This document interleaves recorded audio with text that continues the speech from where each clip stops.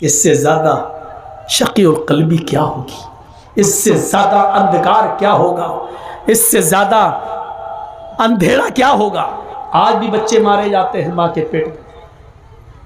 Ultra sound پہ check کرایا گیا، بتایا لڑکی ہے. صاحب 3 لڑکیاں پہلے سے، چوتھی بھی لڑکی. نہیں صاحب ایبارشن کرا دیا. لکھا ہے ہاسپٹل میں یہاں بھروڑ کی لنگ کی جانچ نہیں کی جاتی ہے، یہ اپرادھ ہے. لکھا ہوتا ہے ہاسپٹلز میں، لیکن پسے پردہ سارے کام ہو رہے ہیں. کیا کالج میں پڑھنے والے لڑکے اور لڑکیوں کے ساتھ ہونے والی غلطیوں پر جب کالج کی لڑکیوں کا حمل ٹھہر جاتا ہے تو کیا ان کا ایبارشن نہیں ہو رہا ہے؟ کیا وہ بچے نہیں گرائے جا رہے ہیں؟ کیا حمل ساقط نہیں ہو رہے ہیں؟ سب کچھ ہو رہا ہے پسے پردہ، سب کچھ ہو رہا ہے پسے پردہ. پیٹھ کے پیچھے، سامنے نہ صحیح لیکن سارے ہاسپٹل میں ہو رہا ہے. بچے گرائے جا رہے ہیں. ناجائز بچے تو چھوڑو، جائز بچے بھی گرائے جا رہے ہیں. 3 لڑکیاں ہیں، چوتھی بھی پیٹ میں بچی ہے. نہیں صاحب ڈاکٹر صاحب گرا دو. یاد رکھنا، جتنے لوگ بیٹھے ہو سن لو، اگر کسی نے یہ جرم کیا ہے اور اپنی بیوی سے کروایا ہے یا اپنے بچے کا حمل ساقط کروایا ہے، ابھی جاؤ توبہ کرو، گڑ گڑاؤ رب کے سامنے. اس کو رحم آ جائے تو اللہ تعالیٰ معاف بھی کر سکتا ہے. غفور الرحیم ہے وہ. ورنہ جرم بہت بڑا ہے. جس نے اپنی بیوی کے پیٹ سے بچہ گروایا، چاہے وہ حمل 10 دن کا ہی کیوں نہ ہو، 15 دن کا کیوں نہ ہو، حمل ٹھہرنے کے بعد گرب کے اندر بچہ ٹھہر جانے کے بعد اس کو گروانا اتنا بڑا جرم ہے، اتنا بڑا جرم ہے کہ بخاری شریف کی حدیث ہے، اللہ کے نبی فرماتے ہیں جس نے دنیا میں اپنے بچے کو اپنی بیوی کے پیٹ سے ابارشن کروا دیا، گروا دیا، اسقاط کروایا، قیامت کے دن اللہ تعالیٰ اس بچے کو ہاتھ دے گا، پیر دے گا، زبان دے گا، آنکھیں دے گا، سر دے گا. یہ بچہ ایک بچے کی شکل اختیار کرے گا. بخاری کی روایت ہے، جاء یوم القیامہ ومعلق بین ثدیہا، قیامت کے دن وہ بچہ اس حال میں آئے گا کہ وہ اپنے ماں کی دونوں پستان سے لٹکا ہوا ہوگا، اپنے ماں کے دونوں سینوں سے لٹکا ہوا ہوگا، اپنے ماں کا دودھ چوس رہا ہوگا، اپنے ماں کے پستان سے لٹکا ہوگا. اللہ کہے گا اے بچے تجھے بھی کچھ کہنا ہے. اللہ اس بچے کو زبان دے گا. یقول، وہ بچہ اپنے ماں کی پستان چھوڑے گا، پھر اوپر دیکھے گا، کہے گا یقول یا ربی ہذہ امی قتلتنی، اللہ یہ میری ماں ہے جس کے پستان سے میں لٹکا ہوں، اللہ یہ میری ماں ہے جس کا میں دودھ پی رہا ہوں، اللہ یہ میری ماں ہے جس کے سینے سے آج میں لگا ہوں، اللہ یہ میری ماں ہے جس نے دنیا میں مجھے مار ڈالا تھا، اللہ یہ میری ماں ہے جس نے دنیا میں مجھے قتل کر دیا تھا، اللہ یہ میری ماں ہے جس نے دنیا میں مجھے جینے نہیں دیا، مجھے دنیا میں آنے نہیں دیا، اللہ یہ میری ماں ہے جس نے دنیا میں مجھے بھلا دیا تھا، میرا قتل کر دیا تھا، میرا مرڈر کر دیا تھا، اللہ یہ دنیا میں میری نہ ہوئی، آج آخرت میں تو اس کا مت بن، آج آخرت میں تو اس کا مت ہو. اے اللہ تو میری ماں کو جہنم میں ڈال دے، اللہ میری ماں کو جہنم میں پھینک دے، میری ماں سے مجھے کوئی ہمدردی نہیں ہے، یہ دنیا میں میری نہ ہوئی، آج تو اس کا نہ ہو. قیامت کے دن یہ بچہ اپنی ماں کو جہنم میں لے جائے گا. اللہ رب العالمین اس بچے کو تو نہیں لیکن اس کی ماں کو اپنے بچے، اس بچے کے کہنے پر جہنم میں ڈال دے گا. جس ماں نے دنیا میں ابارشن کرا کے اپنے بچے کو گرایا ہے، تم اپنے حلال بچے گرا دیتی ہو، اپنے شوہر کے بچے گرا دیتی ہو صرف اس لیے کہ وہ لڑکی ہے. اسلام نے تو حرام اولاد کو بھی گرانے کی اجازت نہیں دی ہے. اس واقعے کو نہیں پڑھا جو اللہ کے رسول کے پاس ایک عورت آتی ہے اور کہتی ہے انی قد اصبت الحد یا رسول اللہ، اے اللہ کے نبی میں حد کو پہنچ چکی ہوں اور مجھے پاک کر دو. اللہ کے نبی نے کہا ٹھیک ہے اس کو لے جاؤ سنسار کر دو. کہنے لگی میرے پیٹ میں بچہ ہے. آپ نے کہا پھر تجھے ابھی سنسار نہیں کیا جائے گا, جاؤ جب بچہ پیدا ہو جائے تب آنا. بچے کو لے کر آئی گا, اب تو پیدا ہو چکا ہے. آپ نے کہا اس بچے کے ہونٹوں میں تیرا دودھ لگا ہوا ہے, مطلب اس بچے کو تیرے دودھ کی ضرورت ہے. جب تک وہ تیرا دودھ پیے گا تجھے قتل نہیں کیا جائے گا. جب وہ تیرا دودھ چھوڑ دے اور روٹی کھانے لگے تب تجھے قتل کیا جائے گا. اسلام تو حرام اولاد گرانے کی اجازت نہیں دیتا, تم تو اپنے حلال اولاد گرا دیتی ہو. قیامت کے دن یہ عورتیں بہت سخت عذاب میں مبتلا ہوں گی جنہوں نے دنیا میں اپنے بچوں کو گروایا ہے. حمل ٹھہرنے کے بعد چاہے وہ ایک دن کا ہی کیوں نہ ہو, حمل ٹھہر گیا, رپورٹ میں آ گیا کہ حمل ٹھہر گیا, اب آپ بچے کو نہیں گرا سکتے ہیں, ایبارشن نہیں کرا سکتے ہیں. وہ الگ بات ہے کہ کوئی مصیبت ہو جائے اور ماں یا بچے میں سے کسی ایک کو بچانا پڑے, تو ایسی صورت میں تو پھر ماں کی جان بچائی جائے گی. وہ مجبوری کی ایک الگ کنڈیشن ہے, لیکن بغیر کسی مجبوری کے صرف اس لیے کہ 3-4 بیٹیاں پہلے سے, یہ چوتھی بھی میری بیٹی, ہم جہیز کہاں سے لائیں گے, نہیں گرا دو, اب نہیں چاہیے مجھے, صرف اس لیے گرا دیتی ہو تو عذاب کی مستحق ہوگی, عذاب کی مستحق. تو میرے بھائیوں ہمیں بچنا چاہیے. یہ اندھیرا تھا عرب کے اندر کہ لڑکیوں کو زندہ دفن کر دیا جاتا تھا. شادی جانتے ہو کیسے ہوتی تھی؟ شادیوں کا رواج بہت برا تھا. ایک لڑکا کسی لڑکی سے شادی کر کے لاتا تھا. پڑھیے بخاری کتاب النکاح, زمانے جاہلیت کی نکاح پر نظر ڈالیے. ایک لڑکا کسی لڑکی کو نکاح کر کے لاتا تھا, لیکن اس کے ساتھ رات سوتا نہیں تھا, جس کو ہماری زبان میں بولا جاتا ہے شب زفاف نہیں مناتا تھا, اور جس کو ہماری عام بھاشا میں بولا جاتا ہے سہاگ رات, وہ لڑکا اپنی بیوی کے ساتھ نہیں مناتا تھا. شادی کر کے لایا, ودا کر کے لایا, رخصتی کر کے لایا, گھر میں لایا, لیکن نہیں ملتا تھا, بلکہ وہ لڑکا, وہ پتی, وہ دولہا اپنی بیوی کو اپنے دوست کے حوالے کر دیتا تھا اور کہتا تھا کہ لو جاؤ تم اس کے ساتھ اور اس کی شرمگاہ حاصل کرو, یعنی اس کے ساتھ زنا کرو. اور جب اس کے دوست سے یہ بیوی حاملہ ہو جاتی تھی, یہ لڑکی حاملہ ہو جاتی تھی, تب پتہ چلتا تھا حاملہ ہو گئی, تب یہ اصلی پتی جاتا تھا اور اپنے دوست سے اپنی بیوی کو لے کر آتا تھا. اور ایسا اس لیے کیا جاتا تھا تاکہ بچہ نیک پیدا ہو. بتائیے, ان کے ہاں نیک بچہ پیدا ہونے کا یہ تصور تھا کہ جب تک شوہر شادی کے بعد اپنی بیوی کو کسی دوست کے بستر پہ نہ بھیج دے اور اس سے حمل نہ ٹھہر جائے, تب تک اس بیوی کو اپنی بیوی کی طرح نہیں اپنایا جا سکتا ہے, اس سے ملا نہیں جا سکتا ہے. اور یہ اس سماج میں اس لیے ایسا کیا جاتا ہو کہ اس سے بچہ شریف پیدا ہو, تو وہاں کی شرافت آپ سمجھ سکتے ہیں. جیسے ہمارے ملک میں ایک دھرم ایسا بھی ہے جس کے بڑے بڑے گرو ننگے رہتے ہیں, مارکیٹ میں ننگے گھومتے ہیں اور عورتیں ان کے پیچھے پیچھے گھومتی ہیں.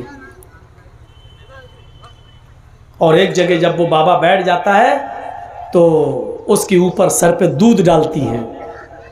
آج بھی یہ پرچلن ہے. اور وہ دودھ جب بہتا ہوا اس بابا کے مشین کے پاس آتا ہے, وہ گرو گھنٹال جو بنا بیٹھا ہے ننگا, جب بابا کی شرمگاہ کے پاس آتا ہے وہ دودھ اوپر سے, تو اس کو کٹورا لگا کے ایسے بھر لیتی ہیں. اور وہ دودھ گربھوتی عورتوں کو پلایا جاتا ہے, حاملہ عورتوں کو پلایا جاتا ہے. کیوں؟ تاکہ بچہ نیک پیدا ہو. اندازہ لگاؤ, مشین کے پاس سے آیا ہوا دودھ اور کٹورے میں بھرا گیا ہو وہ دودھ جب گربھوتی عورت پیے گی تو بچہ کتنا شریف پیدا ہوگا, اس سے آپ اندازہ لگا سکتے ہیں. اس کی شرافت کا حال کیا ہے یہیں سے آپ اندازہ لگا سکتے ہیں. تو وہ ایسا ہوتا تھا. نکاح کا دوسرا طریقہ عرب کے اندر یہ تھا, نکاح کا دوسرا طریقہ عرب کے اندر یہ تھا کہ ایک ہی عورت کے پاس 3 سے اوپر اور 10 تک لوگ, 10 سے زیادہ نہیں, 10 تک لوگ آتے تھے. 3 بھی ہو سکتے ہیں, 4 بھی, 5 بھی, 6 بھی, 7 بھی, 8 بھی, 9 بھی, 10 بھی, 10 سے زیادہ نہیں. اس عورت کے پاس پورے سال جاتے. جب بچہ پیدا ہوتا تو وہ ان 10 کو, جتنے لوگ اس کے پاس آئے, وہ سبوں کو بلاتی اور کہتی کہ تمہارا معاملہ تو معلوم ہے, تم بھی ہمارے پاس آئے, تم بھی ہمارے پاس آئے, تم نے بھی ہم سے ملاقات کی, تم نے بھی ہم بستری کی, تم نے بھی ہمارے جسم سے کھلواڑ کیا, سب تمہیں تو معلوم ہے نا. سب کہتے ہاں. مجال نہیں تھی کہ نہ آئے کوئی, آنا پڑتا تھا. یہ سماج کا نیم تھا, آنا پڑتا. جتنے لوگوں نے اس عورت کے ساتھ جمع کیا، ہم بستری کی، زنا کے، سب آتے. وہ عورت کہتی اب یہ بچہ پیدا ہوا ہے، سب خاموش بیٹھے رہتے. اس عورت کو اختیار ہوتا، وہ بچہ اٹھاتی اور ان لوگوں میں سے جتنے لوگوں نے اس کے ساتھ زنا کیا، اپنا بچہ جس کی گود میں ڈال دیتی. یہ اس کی بیوی مان لی جاتی، وہ اس کا پتی مان لیا جاتا، اور اس کا بچہ وہی مان لیا جاتا جس کی گود میں ڈال دیا، یہ اسی کا بچہ ہے. یہ شادی کا دوسرا طریقہ تھا عرب کے اندر. بس تیسرا طریقہ اور سن لو. تیسرا طریقہ یہ تھا کہ گنتی کی کوئی تعداد نہیں تھی. عورت اپنے گھر میں ہری جھنڈیاں لگا لیا کرتی تھی. ہری جھنڈی کا مطلب پورے سال جو ان کے پاس آنا چاہے. یہ اس علاقے میں طوائف میں شمار نہیں ہوتی تھی، لیکن کام طوائف والا تھا. پورے سال آنے والے کسی آدمی کو منع نہیں کرتی تھی. 9 مہینے 10 مہینے کے بعد جب اس عورت کی کوکھ سے بچہ پیدا ہوتا تو جتنے لوگ اس سے ملے سب کو بلاتی، اور مجال نہیں کہ کوئی نہ آئے، سب کو آنا پڑتا. سب کو لائن سے بٹھا دیتی. خانہ کعبہ جو پہلے ان کے ہاتھ میں تھا، وہاں قیافہ شناس کو بلایا جاتا. وہ آتا اور اس سے کہا جاتا کہ اس بچے کی شکل دیکھو، ان لوگوں میں سے کس سے سب سے زیادہ مل رہی ہے. وہ دیکھتا، چیک کرتا، اور اتنے لوگوں میں جس آدمی سے اس بچے کی شکل سب سے زیادہ مل رہی ہوتی، قریب ہوتی، یہ اس کی گود میں بچہ ڈال دیتا اور اس عورت کو اس کے ساتھ بھیج دیتا. یہ شادی کا تیسرا طریقہ تھا. محمد اندھکارم ناشم، محمد آئیں گے تو اندھیرا ناش کر دیں گے. اب دیکھیے اسلام جب آتا ہے تو زمانے جاہلیت کے سارے نکاح ختم کر دیے جاتے ہیں، اور اسلام نے عورت کو اتنی عزت دے دی کہ اب نکاح کے لیے جب بیٹھ گیا دولہا، پہلی بات تو بارات کا تصور ہے نہیں، اب آ گئی تو بیٹھ گیا، تو پہلے لڑکے کا نکاح نہیں ہوگا، پہلے لڑکی کا ہوگا. ایک وکیل، 2 گواہ لڑکی کے پاس جائیں گے، اس سے پہلے اجازت لیں گے، تمہارا نکاح فلاں کے ساتھ کیا جا رہا ہے، کیا تمہیں قبول ہے؟ وہ دستخط کرے گی رجسٹر پر، اور اس کا دستخط ہی یہ مان لیا جائے گا کہ اس کی اجازت ہے. پھر اس کے بعد لڑکے کا نکاح. یہ اسلام نے عورت کو عزت دی ہے. زبردستی کوئی کسی لڑکی کے ساتھ نکاح نہیں کر سکتا ہے. کچھ جاہل لوگ ایسے ہوتے ہیں، لڑکی کا نکاح کرنے گئے تو وہاں کہتے ہیں ہاں بیٹا فلاں کے ساتھ تمہارا نکاح ہو رہا ہے، تم نے قبول کیا؟ وہ بیٹھی ہے بیچاری شرم کی وجہ سے، اور یہ زبردستی ارے بولو بیٹا کیا، وہ شرما رہی ہے. اب بار بار کہلوا رہے ہیں بولو کیا. اب وہ بیٹھی ہے بیچاری. اب اس کی سہیلیاں بھی اس سے کہہ رہی ہیں بول دے ہاں ہاں بول دے. ارے جاہلو، زندگی بھر جاہل ہی رہو گے، پاگل رہو. جب حدیث میں ہے اذنھا سماتھا، اس کی خاموشی ہی اس کی اجازت ہے، تو کیوں زبردستی اس سے کہلوا رہے ہو؟ کنواری ہے، باقرہ ہے، غیر شادی شدہ ہے، اس کا زبان سے بولنا ضروری نہیں ہے. ایک بار آپ اس سے پوچھئے کہ فلاں فلاں کے ساتھ تمہارا نکاح کیا جا رہا ہے، کیا تم اس لڑکے کے ساتھ نکاح تمہیں قبول ہے؟ بس ایک بار اس سے پوچھئے. وہ خاموش ہو جاتی ہے، وہی اس کی اجازت ہو گئی. مت پوچھواؤ زبردستی. وہ خاموش رہتی ہے تو سمجھ لو کہ وہ راضی ہے. شرمیلی ہوتی ہیں لڑکیاں، نہیں بولیں گی جلدی، اس لیے بلواؤ نہیں زبردستی. وہ خاموش ہے، سمجھ لو کہ اس نے اجازت دے دی. رجسٹر بڑھاؤ اور کہہ دو کہ دستخط کر دو. پڑھی لکھی ہے تو دستخط کر دے، نہیں پڑھی لکھی ہے تو انگوٹھا لگا دے. ہو گیا نکاح، اس کی اجازت ہو گئی. اس کا زبان سے کہنا ضروری نہیں ہے. پھر لڑکے کے پاس آئیے اور لڑکے کا نکاح پڑھائیے. اسلام نے یہ اجازت، یہ عزت دی ہے لڑکی کو. لڑکے والے کو پیغام بھیجنا پڑے گا لڑکی والے کے پاس. آج کل تو لٹا سو رہی ہے. لڑکیوں کے ماں باپ پہلے ہی ہاں یہ لڑکا اچھا ہے، ان کے ماں باپ سے بات کر رہے ہیں ٹھیک ہے بھائی میری بیٹی آپ کے لڑکے کے ساتھ نکاح. لڑکیاں والے آج جا رہے ہیں، جبکہ لڑکی والوں کو حق، ٹھیک ہے جا رہے ہیں، میں منع نہیں کر رہا ہوں، اجازت ہے جا سکتے ہیں، لیکن اسلام لڑکے والوں کو حکم دیتا ہے کہ وہ لڑکی کے سے رشتہ مانگیں، لڑکی کے ماں باپ کے پاس جائیں، ان سے لڑکی طلب کریں.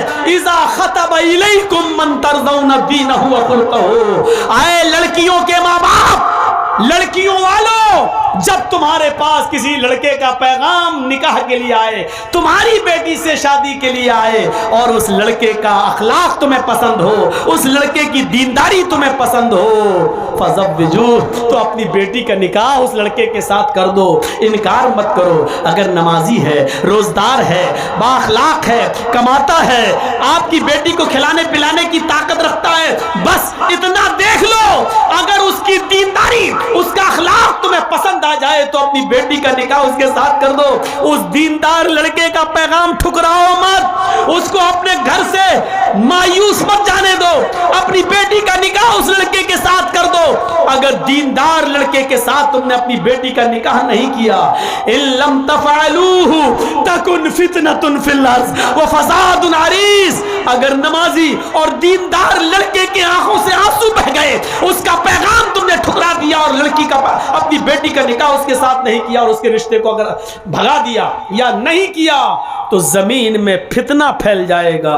इल्लम तफअलूहु तकुन फितनतुन फिल अर्ज़, तो जमीन में फितना देखोगे, व फसादुन अरीज़, और लंबा चौड़ा फसाद। आज देख लो तलाकों की कितनी नौबतें हैं, क्योंकि हमने जेंटलमैन देखा है, हीरो देखा है, जमीन और जायदाद वाला देखा है, दीनदार नहीं देखा है। सुप्रीम कोर्ट का बयान है कि सबसे ज्यादा हमारे यहाँ तलाक के केस पेंडिंग में पड़े हुए हैं, तलाक के केस पेंडिंग में पड़े हुए हैं, और तलाक के केस 3 करोड़ की तादाद में हैं। तलाक के केस कितने हैं सुप्रीम कोर्ट में? सुप्रीम कोर्ट ने कहा 3 करोड़ तलाक के केस पेंडिंग में हैं, और इन 3 करोड़ तलाकों में 2 करोड़ से ज्यादा सिर्फ मुसलमानों के केस हैं। सिर्फ मुस्लिम औरतें और मुस्लिम मर्दों के केस हैं जो सुप्रीम कोर्ट में पेंडिंग पड़े हुए हैं। आप आइडिया लगा सकते हैं, मुसलमानों की तादाद तो हिंदुस्तान में इतनी ज्यादा नहीं है, सब मिलाकर 3 करोड़ तलाक के केस पेंडिंग में, और 3 करोड़ में 2 करोड़ से ज्यादा सिर्फ मुसलमानों के केस। इससे आप अंदाजा लगाइए कि मुसलमानों ने दीनदारी देखना शुरू नहीं किया है, दीनदारी को देखना छोड़ दिया है। चाहे लड़के वाले हों, लड़की में दीनदारी नहीं देख रहे हैं, लड़की वाले लड़कों में दीनदारी नहीं देख रहे हैं। इसलिए तलाकों पर नौबतें आ रही हैं, जो हमारे लिए बहुत बड़ा अलमिया है और दर्द सर है। इसको हमारे समाज और सोसाइटी को सोचना पड़ेगा और देखना पड़ेगा। तो मेरे प्यारे साथियों, अल्लाह के नबी का नाम मोहम्मद भी आ गया, अंधेरे को नाश करेंगे, और आपने अंधेरे को नाश कर दिया। मुझे बोलते हुए पूरा 2 घंटा हो गया है। मैं आपसे रुखसत होता हूँ। रुखसत होने से पहले एक इल्तिजा करता हूँ, मैं 2 मिनट ऐसे स्टेज पर बैठूँगा। 2 मिनट में आप इस इदारे का जो ताउन मेरे हाथ में करना चाहें आप कर दें। अगर आप चाहते हैं कि जर्जी साहब से मुसाफा कर लें तो आप आइए, जो भी देना चाहें आप दें। ज़्यादा